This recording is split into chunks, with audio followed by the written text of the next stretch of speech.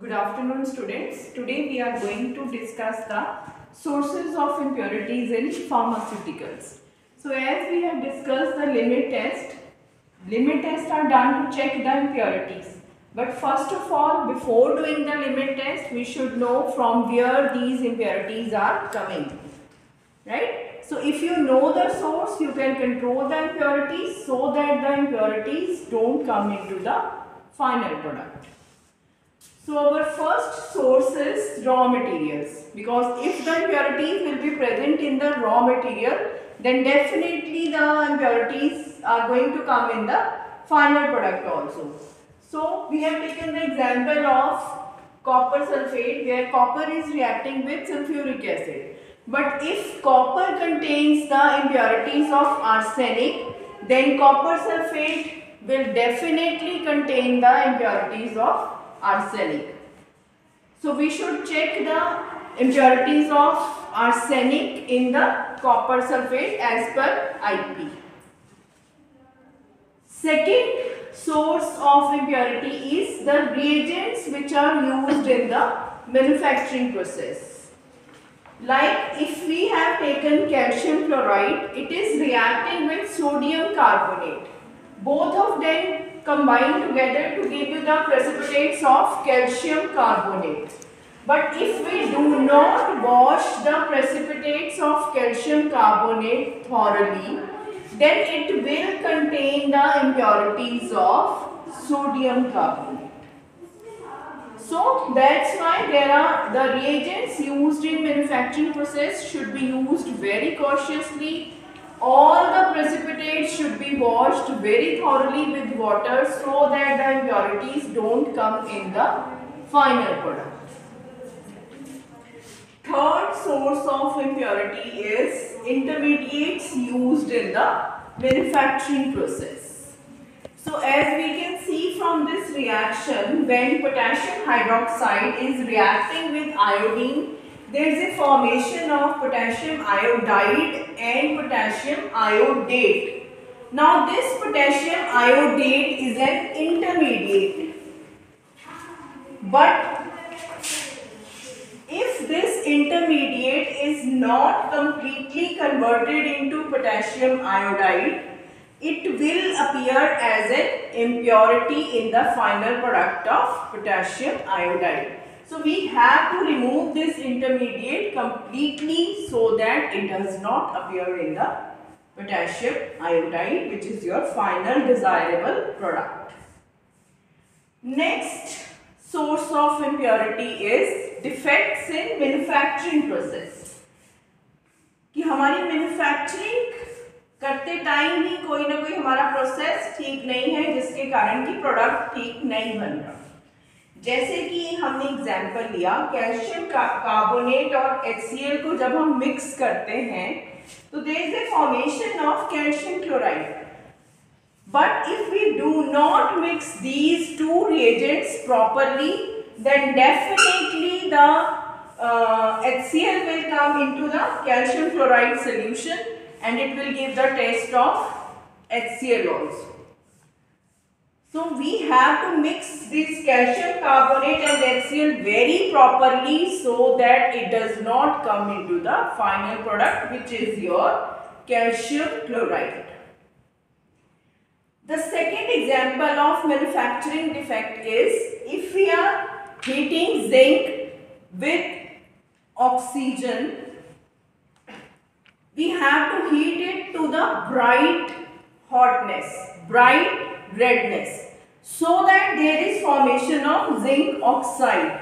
But if we don't heat it to the brightness, to the bright red hot, or we heat it to the lesser temperature, or we heat it to the more higher temperature, then there will not be formation of zinc oxide.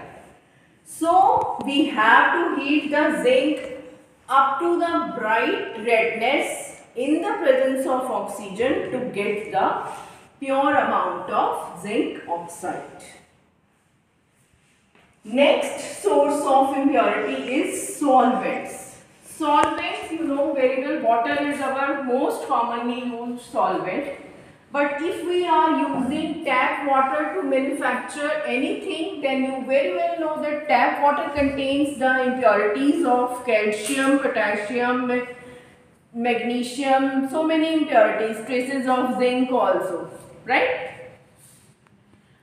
So we have to use the pure distilled water, sometimes double distilled water, to remove all the impurities in the water, because it is the most commonly used solvent in all the pharmaceutical products. Then action of solvent and reagents on reaction vessels. Reaction vessels means जिस container में हम reagents रखते हैं वो कैसा होना चाहिए, है ना, क्योंकि वो भी रिएक्ट कर जाता है। अब हम अगर किसी सोल्यूशन को आयरन के कंटेनर में रखेंगे, अब तुम्हें पता है आयरन में आर्सेनिक की इम्प्योरिटी होती है, तो जिस भी सोल्यूशन को हम आयरन के कंटेनर में रखेंगे तो उसमें आर्सेनिक की इम्प्योरिटी भी आ जाएगी। Second example of this is if we used galvanised iron. हम गैल्वेनाइज्ड आयरन पे जब लोहे को जंग लग जाता है हम क्या करते हैं, उसकी गैल्वेनाइजेशन करते हैं, मतलब जिंक की कोटिंग कर देते हैं ताकि लोहे पे जंग ना लगे, है ना। लेकिन उसमें आयरन में अब किसकी इम्प्योरिटी आ गई है, जिंक भी आएगा साथ साथ। जो भी सोल्यूशन आप उस कंटेनर में डालोगे तो उसमें आपको जिंक का भी साथ में टेस्ट करना पड़ेगा, because now that iron is galvanized, it is containing zinc also along with the iron, right? So in that solution there may be impurities of iron as well as zinc. Then third example is your soda lime glass. Soda lime glass, you very well know it contains sodium hydroxide. So when you add some solution in the glass which is made up of soda lime, so it will definitely contain the impurities of sodium hydroxide also, right? So these are the three impurities coming from the solvents and reaction vessels. Now, if there is atmospheric contamination of any inorganic compound, for example sodium hydroxide, if we leave the sodium hydroxide in 5 minutes in the air, then it will absorb carbon dioxide from the air and it will form sodium carbonate. So now the sodium hydroxide is not sodium hydroxide, it has absorbed carbon dioxide from the atmosphere and it is forming sodium carbonate. So that is the atmospheric contamination. Next method, next source of impurity is defective storage. If we don't store our pharmaceutical products very carefully, then the solution, the color changes, the product changes, all the composition of the product changes. For example, if we are using ferrous sulfate, but if we leave it as such in the open, it will oxidize to ferric sulfate. So the green color of ferrous sulfate changes to brown color of ferric sulfate. Second example is your iodine.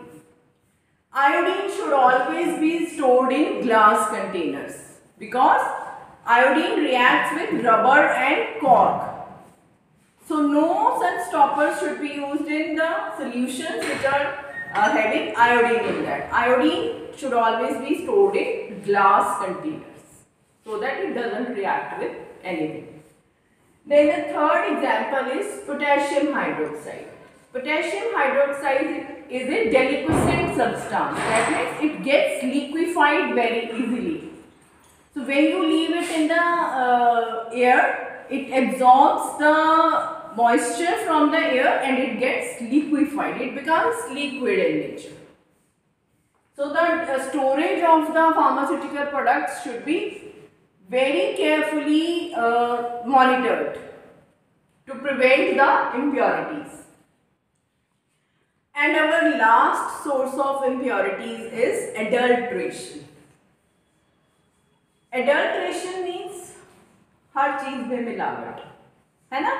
तो अब pharmacy में कैसे होती है? Potassium bromide is a pharmaceutical substance, but it is very expensive. So what manufacturers are doing? They are using sodium bromide instead of potassium bromide, because potassium bromide is very expensive. So they don't use that. They use sodium bromide to prepare the pharmaceutical preparations, which is an adulteration. So that should not be done, because it reduces the quality of the final product as well as the efficacy of final product. So all these impurities have the harmful effect on our health, because they keep on accumulating in our body and they affect our body organs, right? So all these sources of impurities should be controlled, monitored properly to prevent the impurities coming in the final product. Thank you so much.